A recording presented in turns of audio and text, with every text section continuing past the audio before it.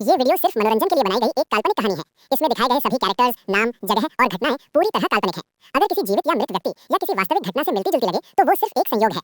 ये कंटेंट हिंसा, जुर्म या किसी भी हानिकारक व्यवहार को बढ़ावा नहीं देता। उस साल होली के रंग सिर्फ कपड़ों पर नहीं, रूहों पर भी लगे थे। होली का दिन था। गांव का नाम था देवगढ़। हर गली में ढोल, गुजिया की खुशबू और लोगों के चेहरों पर रंग। आरव 8 साल बाद शहर से वापस अपने गांव आया था। उसकी माँ का फोन आया था, बेटा इस बार होली पे घर आ जा, तेरा इंतजार है।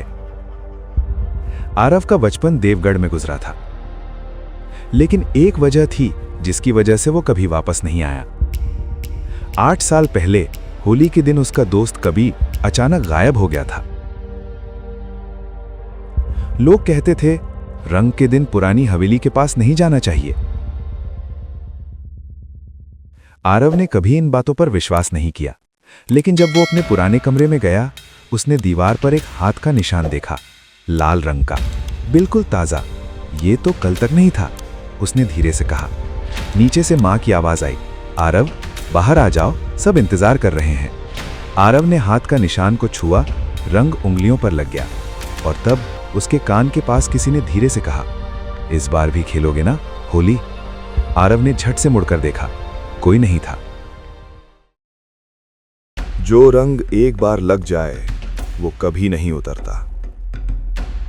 आरव ने सोचा शायद उसका वहम हो। वो बाहर निकल गया।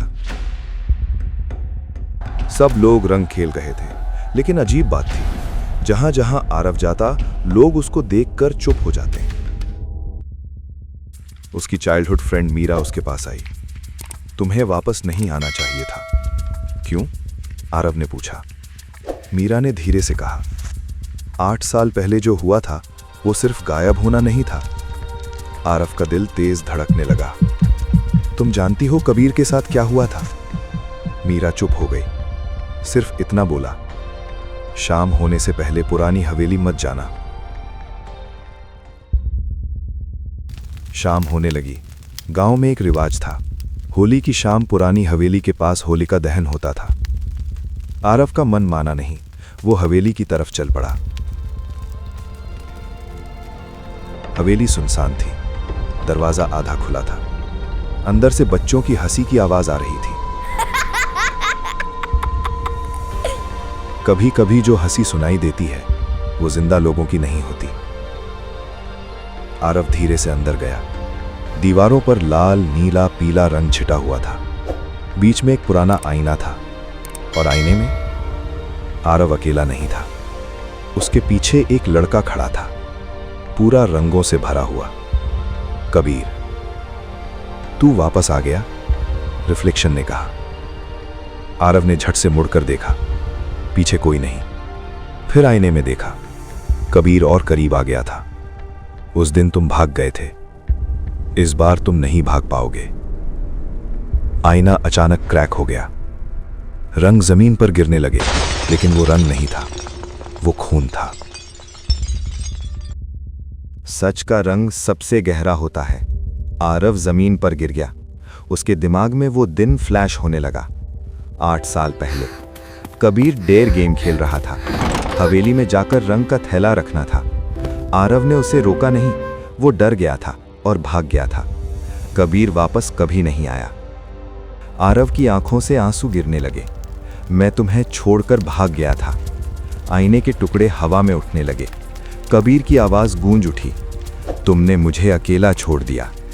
आरव ने आंखें बंद करके कहा, मुझे माफ कर दो, मैं डर गया था, पर आज नहीं भागूंगा।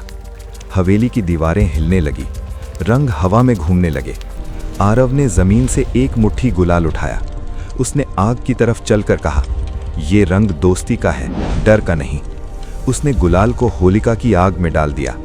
अचानक सब शांत हो गया। आईना टूटकर जमीन पर गिर गया।